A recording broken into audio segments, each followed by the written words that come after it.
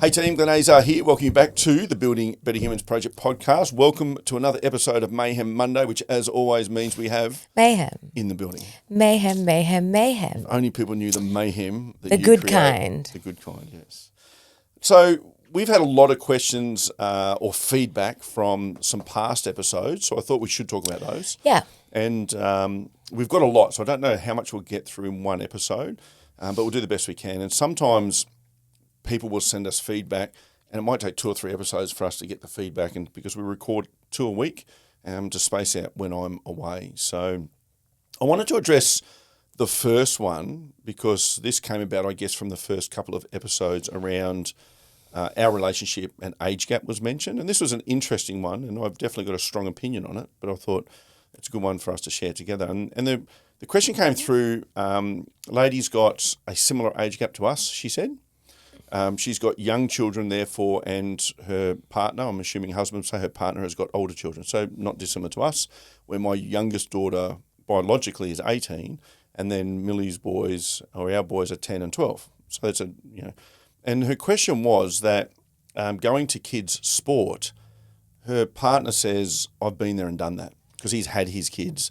They've all grown up his part. So he's kind of, he couldn't be bothered going to the kids' sport because of that. And she wants to know how you would negotiate that. Yeah, I don't know. I feel like if you get into a relationship with somebody and like it's oversaid, I know, but they're a package.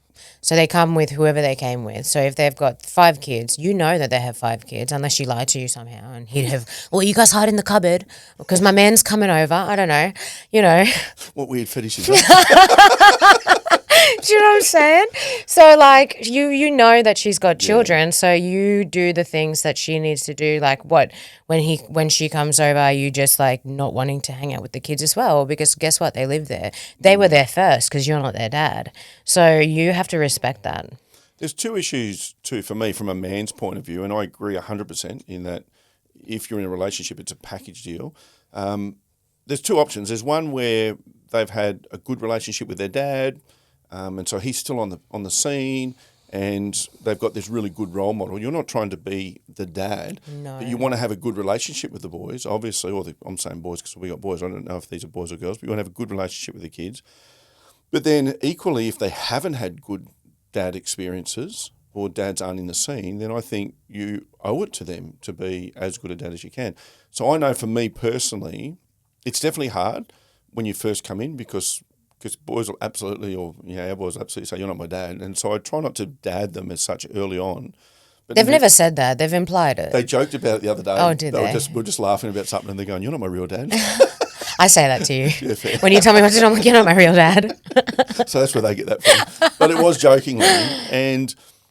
But slowly over time, I've noticed that they'll come to me to ask things that they would have once upon a time. Yesterday I was hanging out with them and they called me Glenn about 5 times. Samuel's like, Glenn, I mean, Mum. I'm like, So are they saying I'm feminine? Are they telling me that my pecs look good? That's the one. Yeah, well, it's because you've been working a lot lately with your work, which we'll probably talk about a little bit as well. But yeah, so from me, and to get back to this lady's question, you have to have a really honest conversation about that. If this relationship is more than a year old, then there needs to be a hard conversation around that. And if it's less than a year old, I'd be putting an ultimatum on the table. And I know we talked a couple of weeks ago about not giving people ultimatums, but if it's over my children who are already here, and then you coming on the scene and saying, love you, everything about you, but I don't really want to be involved too much with them, that has to be a hard no. The kids will pick it up. Why isn't he coming to my game? Doesn't he want to watch me do this thing that I love doing? So on Monday, just gone, as we're recording this, you were finishing work at 2 or 3 in the afternoon. So by the time you get home, and we still have to fit in 2 training sessions and dinner, and Mondays and Wednesdays for us are hectic because the boys both have footy training and they're at 2 different times. So you're dropping one off, coming back, dinner's cooking in the middle, one of them will eat, then you go and drop the other one off, pick one up and bring them back. And they both said to me, can you stay and watch my training? Now, for all parents out there, let's be really honest with each other, for the most part, sports training is boring as shit. It really is. But we do it because there are kids. It's the same thing over and over. Most of the time, they're not even looking at us. But they just want to know that you're there. That you're there and you're watching. So for me, trying the best I can to be a positive role model for them, and I'm a father figure as best I can, and you don't always nail it, no parents do, but you can't. How can you say no? When I know. So if you haven't built that relationship with her children yet, you need to.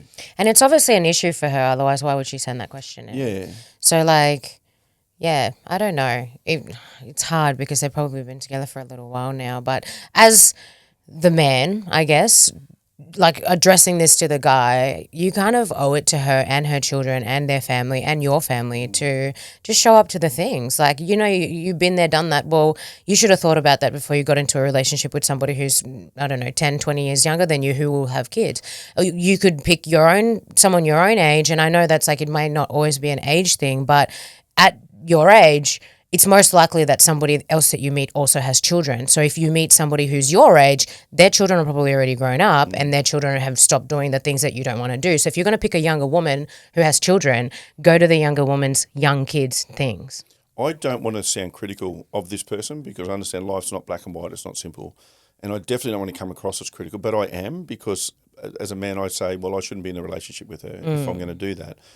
But I will say this, that one thing that the children will remember as they get older, and I hope that the boys remember, is that he was good to mum and he was good to us. And if I can't give them that, like I never want them ever to hear me say a bad thing about you. Because if you go, I've been there and done that, yeah, you've been there and done that with a relationship too. Yeah. So does that mean you shouldn't even be in a relationship if that's your theory? How you do anything is how you do everything.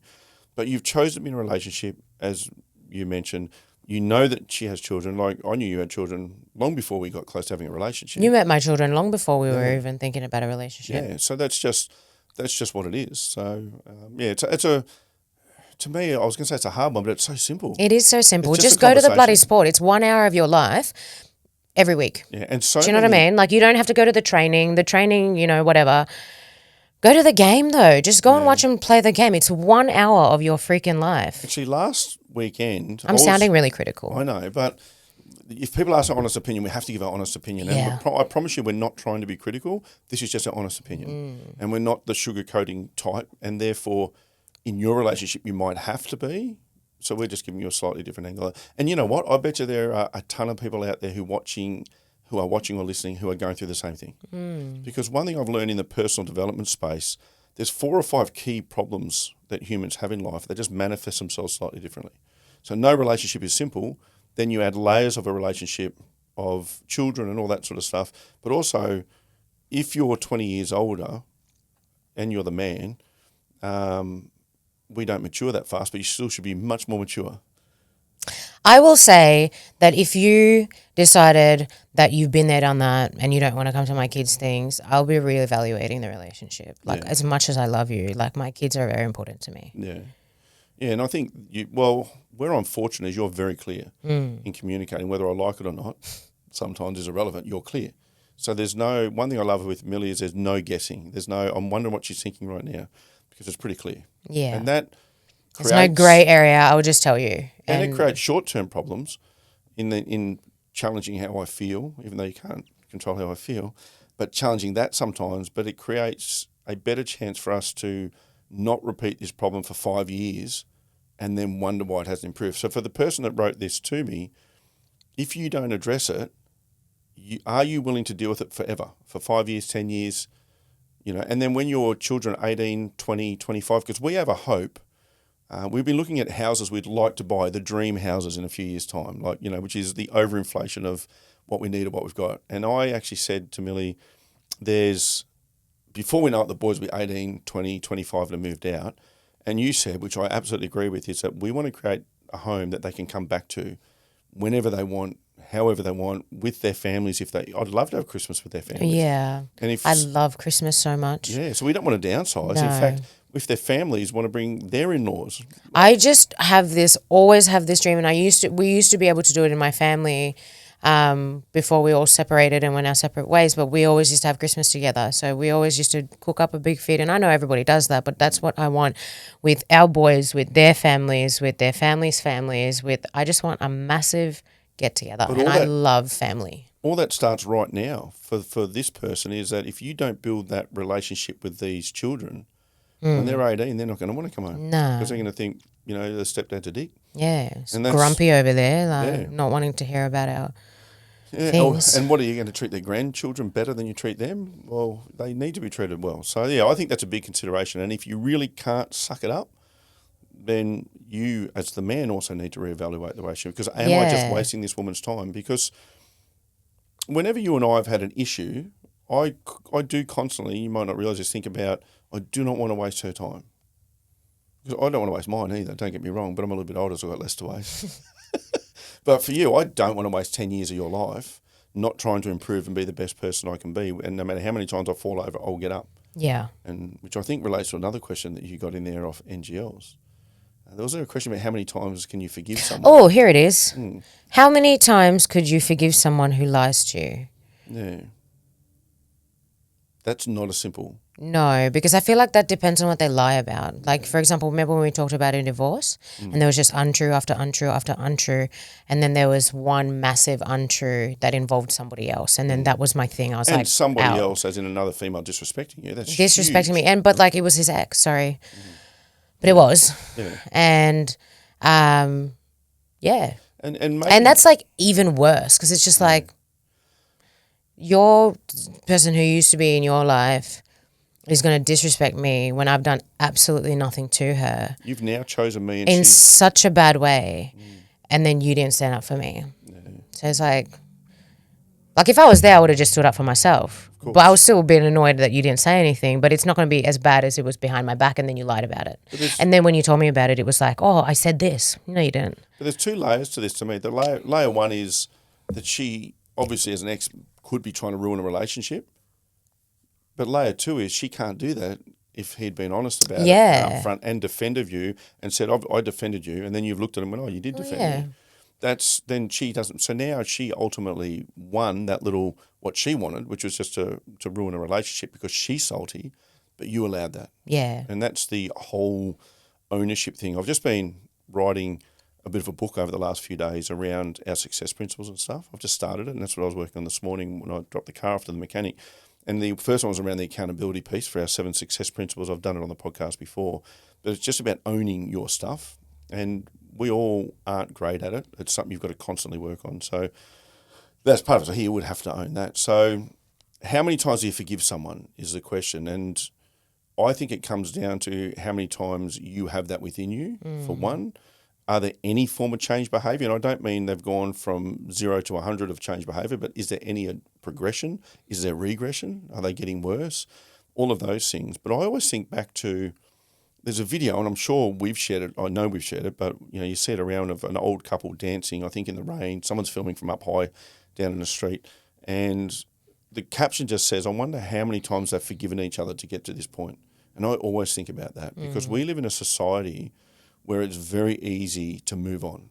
Like if we're honest, if we'd be 100% honest, if you and I separated today and you put some sort of status out tomorrow or even today to say that I'm single, you would be inundated in the social media world immediately. I'm not saying you're interested in all of them, but the reality is it's easy to move on. It doesn't mean we will want to, and there's more to the depths of, as we know, to human emotions and all that sort of stuff.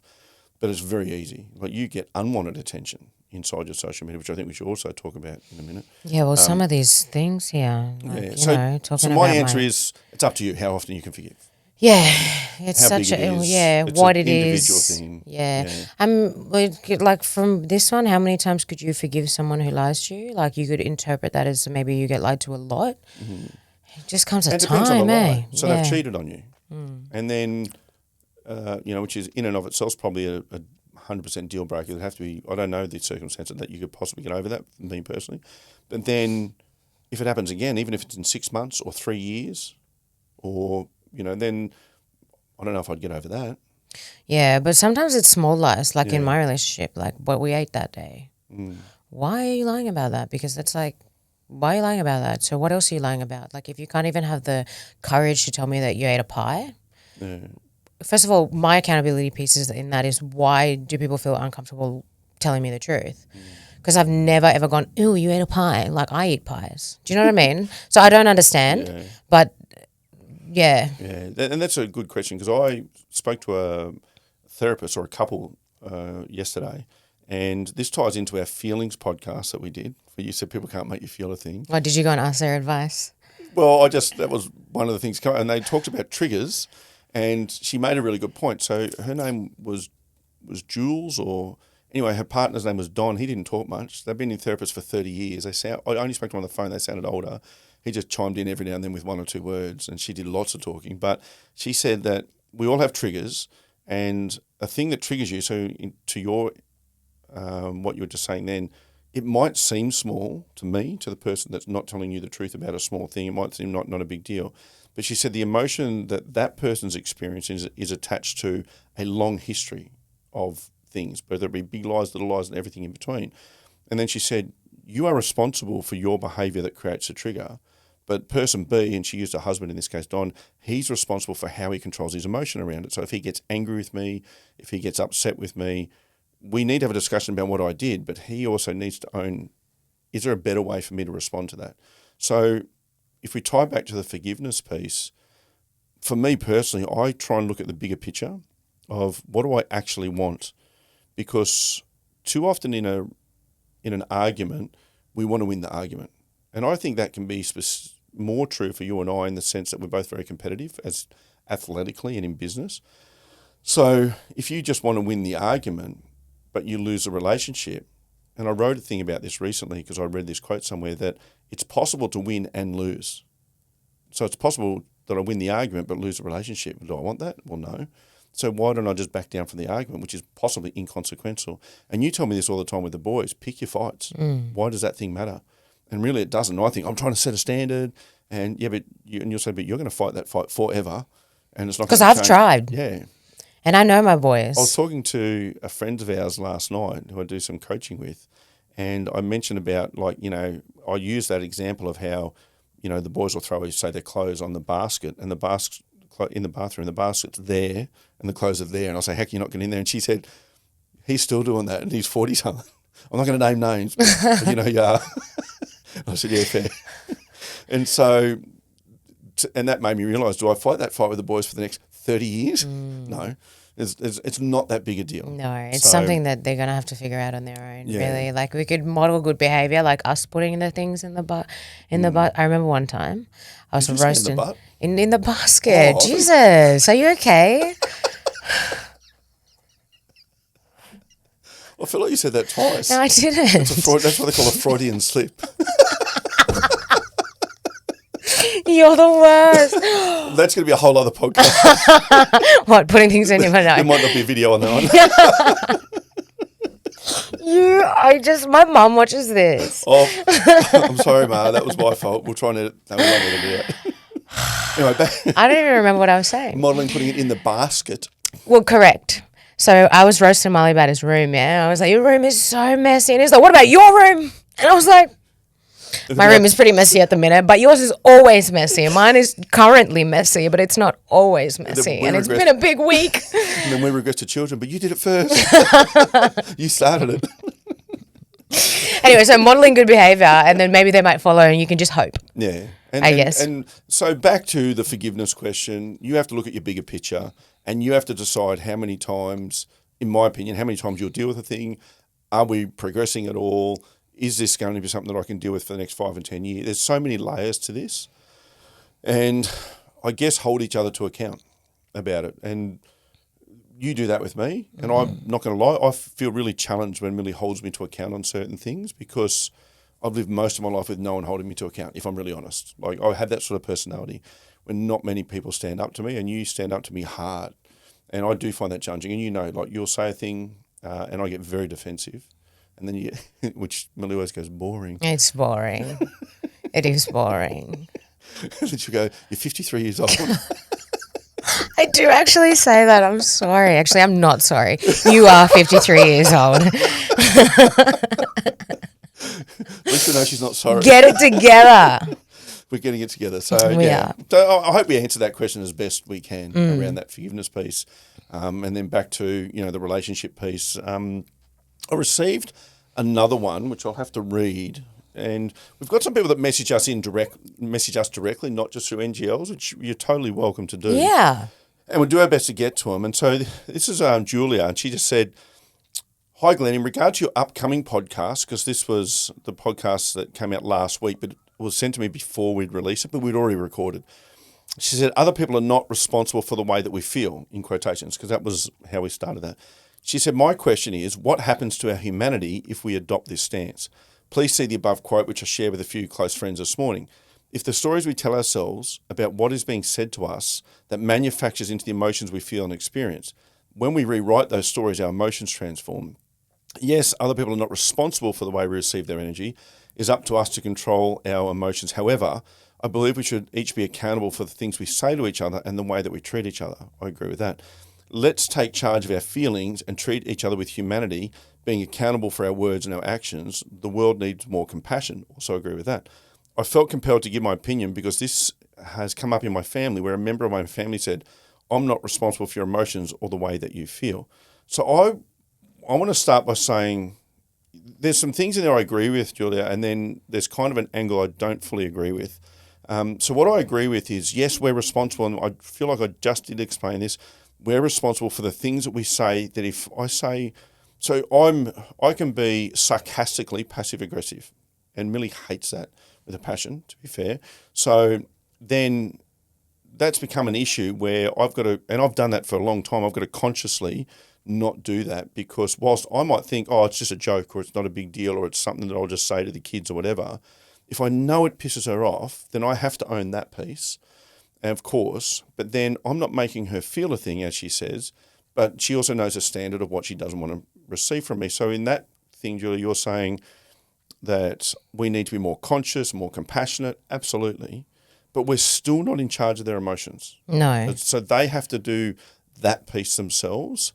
And I think if we're going to go down the humanity road, and I say that for those listening, not watching, I'm using quotations, to suggest that we're not having humanity because we're not in control of their emotions is wrong. We're not having humanity if we keep doing or even increase what we're doing when we know it annoys them. That would be where I'd suggest. Yeah. Do you think? Yeah. Yeah. Yeah. So with regards to like your family member doing something and then you feeling some sort of way about that particular thing and then them saying, I'm not in charge of your emotions, that's true, but they're being a bit of an asshole. Yeah. And if they want to keep the relationship, then they need to stop doing those things that you actually can't control being annoyed at. Yeah. Do you know what I mean? Yeah. So you haven't gotten to the point where you can be like, I'm going to choose to not be annoyed by that because I expect more from my family member. So that's you choosing to feel some sort of way based on your expectation of how somebody should treat you. So that's your accountability piece. And then them as your family member could go, she's not quite at the stage where I can do whatever I want and she won't feel the need to get rid of me. So because I want to keep this relationship, I'm going to stop doing that thing. Yeah. And I would suggest we're actively working on that. I want to be really clear. We are not relationship experts. No. We are just being asked our opinion. And if you look at our past histories, we're definitely not relationship experts. But we're people that are actively working on it. So I have behaviours that will trigger you and that I've got to try and do something about. And they're not things that I've controlled well myself. So therefore, that's why I reached out to a therapist. And then you've done the same with your things. So I might be triggered by the way you speak to me when you're angry. And I'll say, it makes me feel a certain way. But then you'll say, well, when you lie to me, I feel a certain way. So how is one person's trigger different to the others? They're not. It's just a different thing that triggers us that we both have to be responsible for. And we've definitely changed behaviours at some level with some work to do. And I suspect there's always work to do, obviously. And the more pressures we're put under, the easier it is to fall back to what we've always known as opposed to what we're trying to do going forward. And when I say pressures, we're trying to do something, I think, pretty epic in the youth space. And we won't really talk too much publicly about that yet, but it's so big that it's too big for us and it's almost overwhelming. But we're going to do it anyway. So, yeah. And I wanted to tie into this.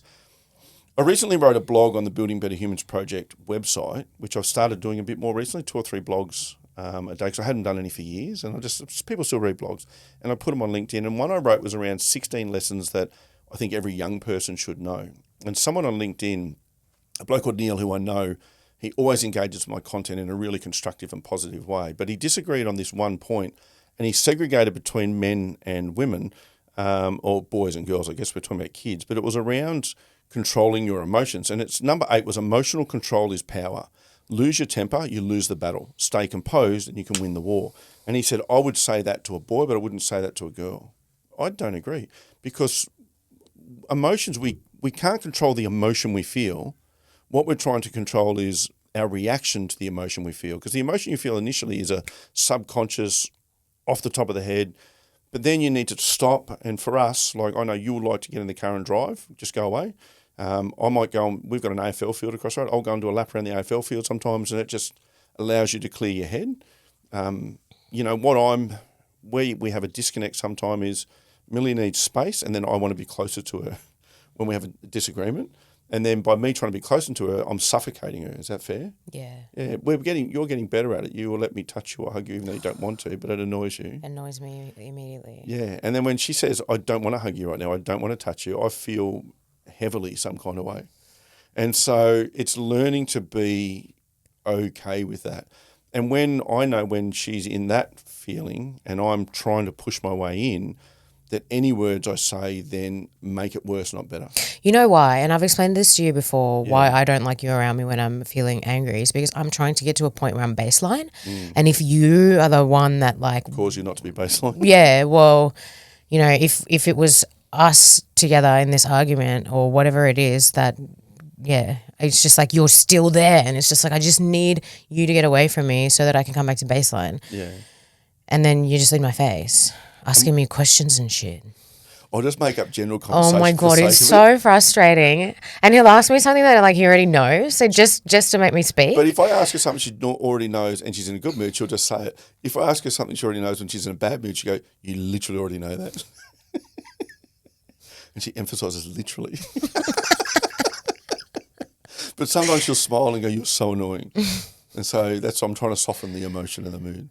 But that's a good opportunity to talk boundaries with your partner or whoever, so that you can try and respect them a little bit more. Because the other day you said something to me like, I just need a couple of days. I'm like, a couple of days?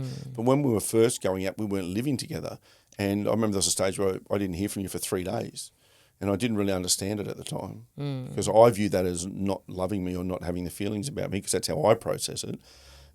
You're processing it, I think, as if there's a chance for us to stay together, I need space from you right now.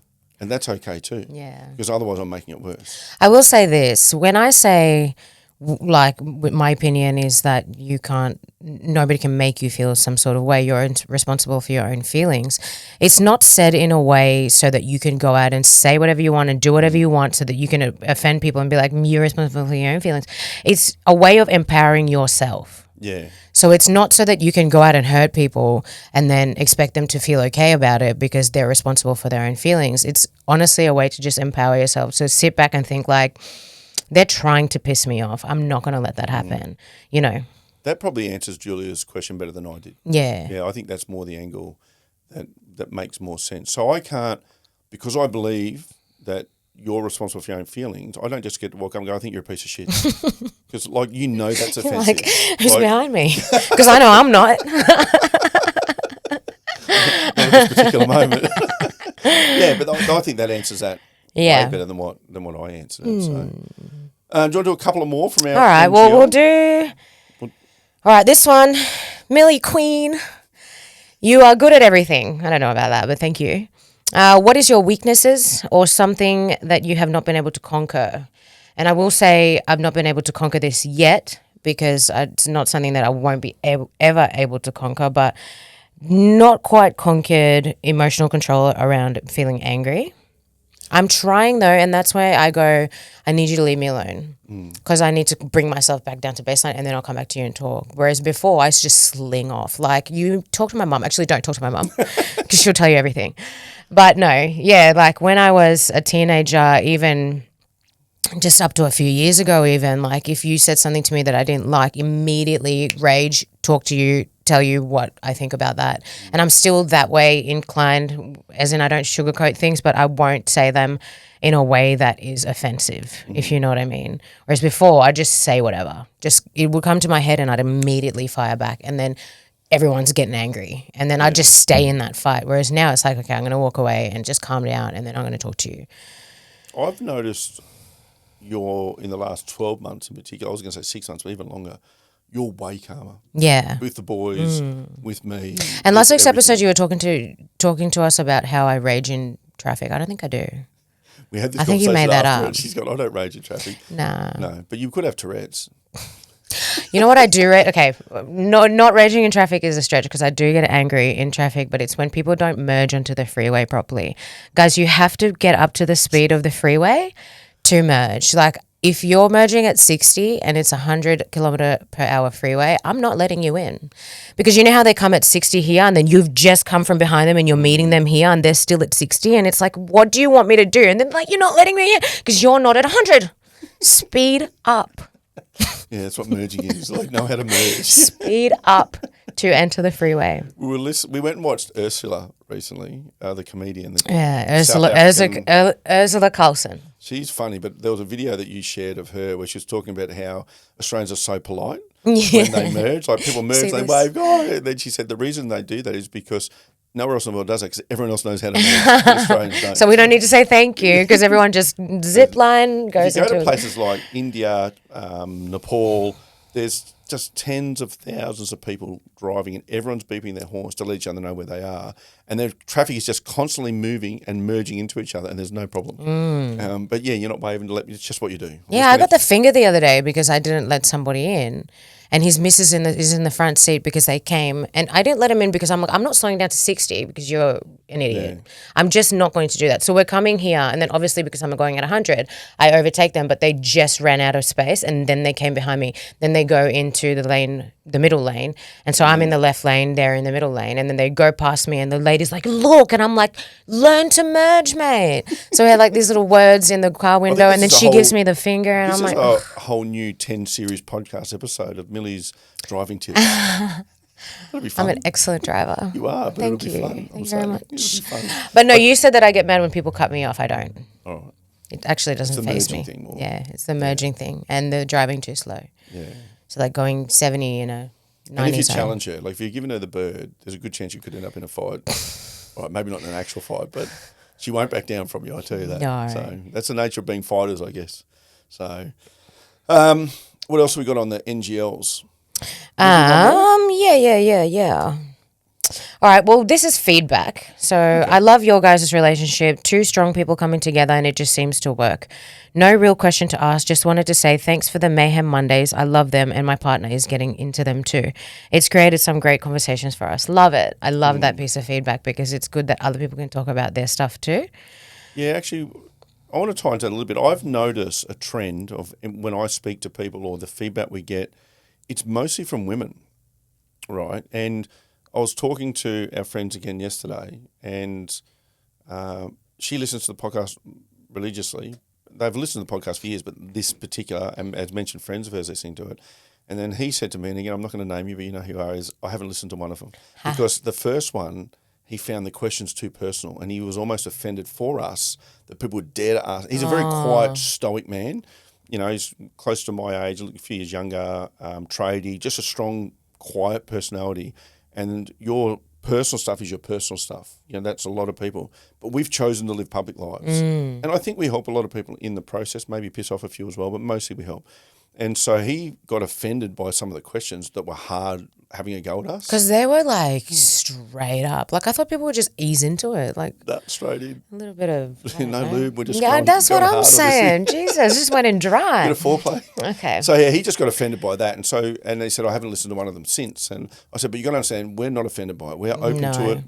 We want people to have these conversations. This woman that's talking about her, you know, older husband not wanting to spend time.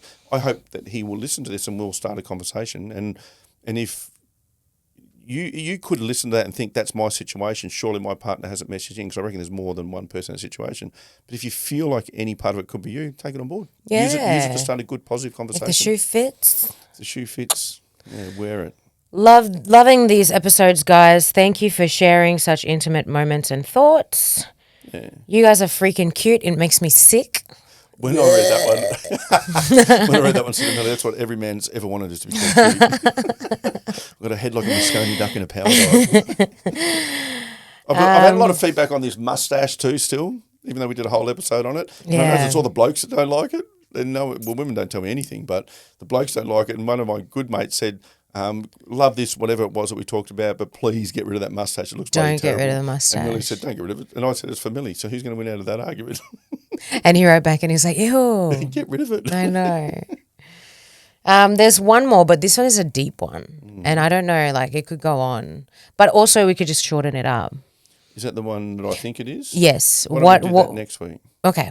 Because it's a hell one. Yeah, I think we'll do that one it's next week because it's kind of relationship focused and I've got some insight and value I can add into that, I reckon, as do you, obviously. It's a very good question, so make sure you're listening in next and week. I'm sure it comes up a lot. So yes. that will do us for this episode of Mayhem Monday.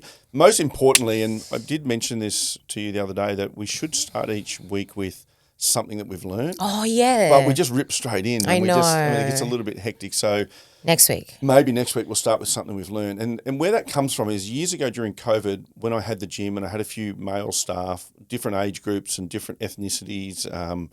We had a Cook Islander, Māori that were in their 20s. We had a young Aussie kid, when I say young, is late 20s, ex-soldier, and then myself at the time being in my 40s still, I guess.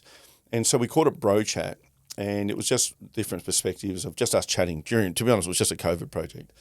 But one thing we'd start doing was going around the table and say, tell me something you learnt this week. And where that was really powerful is that everyone all week was trying to think of a thing. Like you start to notice things because you don't want to come to the show and go, oh, nothing. I just went through the motions this week, which is what we all do. And the reason I like that is, particularly if you've got kids, particularly if they're getting into high school, and a lot of parents will talk about how teenagers won't talk to you. They go through stage. I think what a cool thing to do if you made it a habit to sit down over dinner, not every night asking what they learnt that day necessarily, but just for every week, even if it was a Sunday night roast, and say, tell me something you learnt in the last week. Or what Well, we could even challenge our listeners to do that too. Yeah. So we could put up an NGL and say, what have you learnt this week? Yeah. You guys can send it in and we'll read it out. And then, we can all share our learnings and our thoughts because, there's always something to learn. What I might do is put the NGL links on our YouTube videos because then they're not just 24 hour, they're evergreen. Oh, yeah, cool. Because that way people can get in there and click on it. Even people we don't know who just might stumble across it on YouTube. And that could get nasty. I don't know. But it could also, we haven't had any nasty ones. Everyone's been really good since that first week because I think people realised we weren't going to back down. I think also people realised that you didn't give their desired effect. So I think that a lot of those things were designed to offend us and to make us feel smaller. And that's something that you can never do to me. Because we're in control of our emotions. We are. Yeah. So, in essence, what I'm saying is from that whole episode last week, Millie was right. Thank you. And that's our sign off. Yeah. Have a good week.